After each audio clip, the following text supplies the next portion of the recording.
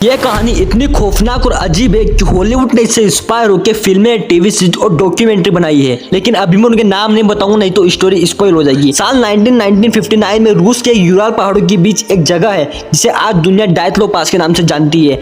यहाँ एक यंग और टैलेंटेड माउंटेनर आइगर डायतलोव अपने नो एक्सपीरियंस दोस्तों के साथ ट्रैकिंग पर निकला।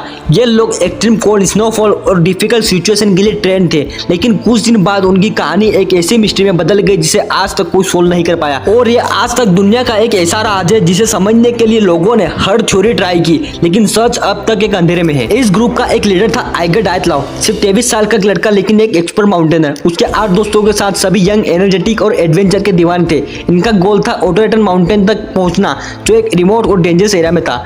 यह ट्रिप उन्होंने 23 जनवरी 1959 को शुरू की। हर दिन का डिटेल प्लान था, हर एक स्टेप डॉक्यूमेंटेड थी। ग्रुप ने फोटो और डायरी में अपना हर मोमेंट लिखा था।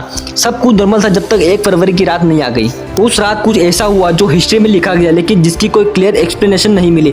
सर्च टीम को जब उनकी कैंप साइट पर पहुंचे तो उन्होंने देखा टेंट पूरा फटा हुआ था, लेकिन अंदर से कटा गया था, जैसे हाइकर्स ने खुद ही डेस्परेट होकर बाहर निकलने की कोशिश की हो। सबके कपड़े, जूते, जैकेट टेंट के अंदर पड़े थे, मतलब वो -30 डिग्री की एक्सट्रीम ठंड में हाफ नेक पहन के भागे थे।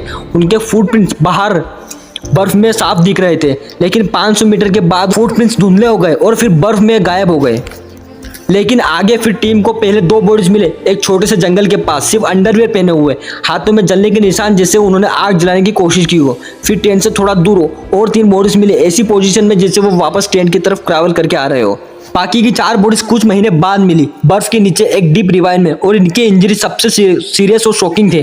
किसी का स्कल क्रश हुआ था, किसी की रिब्स टूट चुकी थी और एक लड़की की आंख और जुबान मिसिंग थी। सबसे अजीब बात, उनके कपड़ों में अनयूजुअल रेडिएशन डिटेक्ट हुआ। पोस्टमार्टम रिपोर्ट में लिखा था कुछ इंजरीज ऐसी थी जो हाई स्पीड कार एक्सीडेंट में होती है, लेकिन बाहर से कोई साइन और स्ट्रगल नहीं मिला। लोकल मानसी ट्राइब के लोगों से पूछा गया, लेकिन उन्होंने कुछ नहीं देखा। कुछ लोगों ने बोला कि उस रात आसमान में ब्राइट ऑरेंज लाइट दिख रही थी।